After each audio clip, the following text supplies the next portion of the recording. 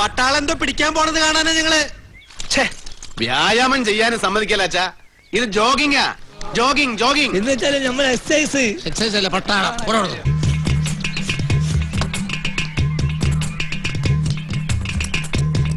സൈഡിൽ ഇതുപോലത്തെ വരട്ടാ വേണ്ട.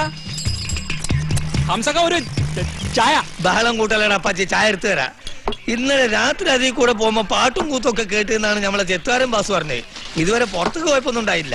അതിനുള്ള സമയമായിട്ടുള്ള ഹംസേ, സ്ഥലത്തെ സ്ഥിതി വിവര കണക്കുകൾ അനുസരിച്ച് പട്ടാളം പുറത്തിറങ്ങി കളിക്കൂ.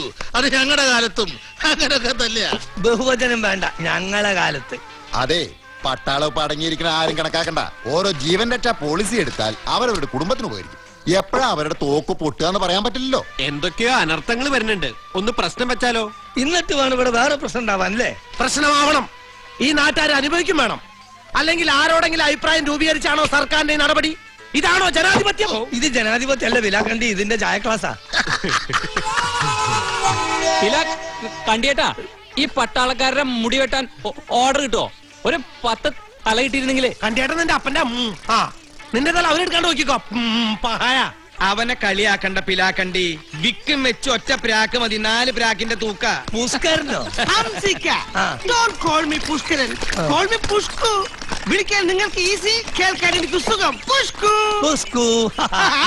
ഇവിടെ ചുറ്റിക്കിറങ്ങിയാർന്ന പട്ടാളത്തിന്റെ മുമ്പിൽ ചെന്ന് പെടാതെ നോക്ക്.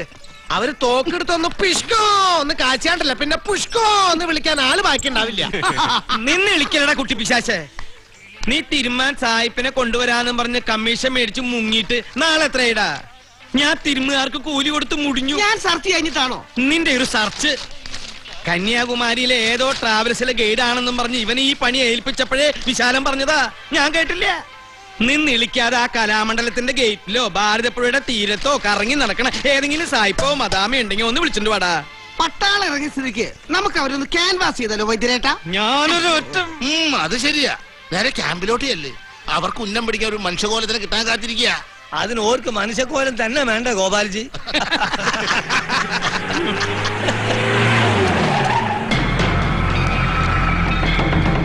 ഇതാരാ? ഇതാണ് പട്ടാമ്പി സാറ്. പട്ടാമ്പിയ? പട്ടാമ്പി അല്ല, പട്ടാമ്പി. പാലക്കാടൻ പട്ടര. പട്ടാളം പട്ടാളം. ഹലോ, തന്നെ ഇറങ്ങി വേണം. എന്താണോ വിളിച്ചാ വരാനും മടി? എന്തിനാ സാറേ? ഓ, അപ്പൊ താൻ കാര്യം എന്തെന്ന് അറിഞ്ഞാലേ കയറുള്ളൂ. അതല്ല. നഗർ എടോ, അങ്ങോട്ടല്ല മുമ്പോട്ട്. ഒന്ന് വേഗം ആവട്ടോ.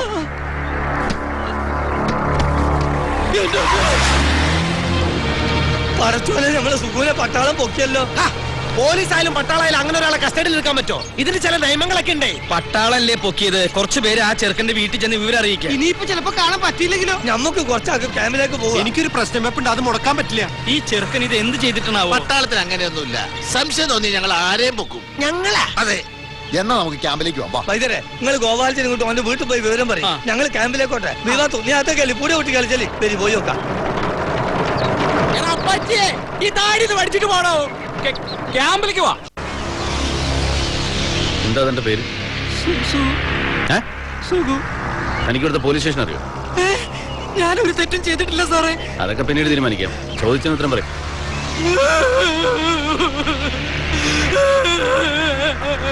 അതിന് താൻ എന്തിനോടോ കരയുന്നു? എടോ, താൻ എന്തിനാ കരയുന്നു?